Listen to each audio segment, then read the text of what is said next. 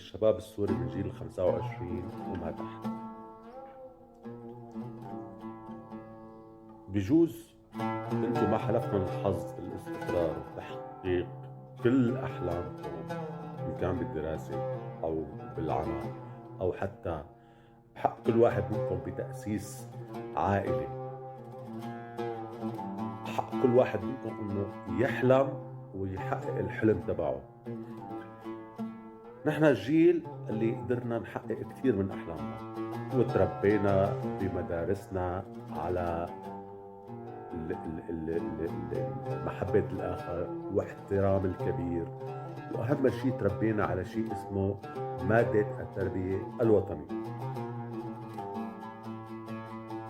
مادة التربية الوطنية اللي كانت هي المفروض تحببنا بالوطن، تعلقنا بتراب الوطن، لكن للأسف كتير منا طلع قليل تربية. نحن الجيل اللي خذلناكم،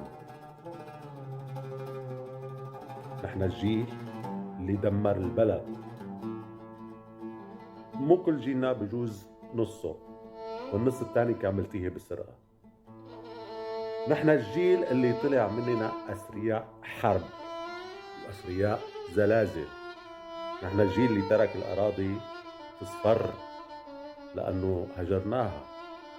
كتير من جيلنا هجر من الريف للمدينة مشان يتوظف وترك أرضه تموت.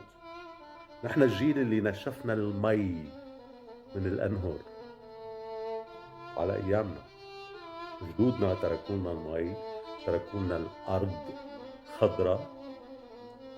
نحن بدنا ننزل ونتوظف بالمدينة وكلنا نصير بشوات وأفندية. تركنا الأرض، ماتوا الكبار اللي كانوا عم يشتغلوا بالأرض، ونحن بقينا بالمدن. جيلنا عم بحكي عن جيلنا، بقينا نحن بالمدن واصطدت الأرض وتركها. نحن الجيل اللي زرعنا اسمنت بدل الشجر. نحن قضينا على كل الغابات الموجودة المحيطة بالمدن وزرعنا بدالها اسمنت، عمارات اسمنتية. نحن اللي خنقنا الهواء، خنقنا المدينة. نحن الجيل اللي كنتم متأملين انه نحن نعملكم شيء. نحن الجيل اللي عم نسلمكم وطن بحاجة لإعادة إعمار، وطن بحاجة لإعادة بناء. نصيحة يا جيل 25 وما تحت، لا تكونوا مثلنا. حبوا بعضكم،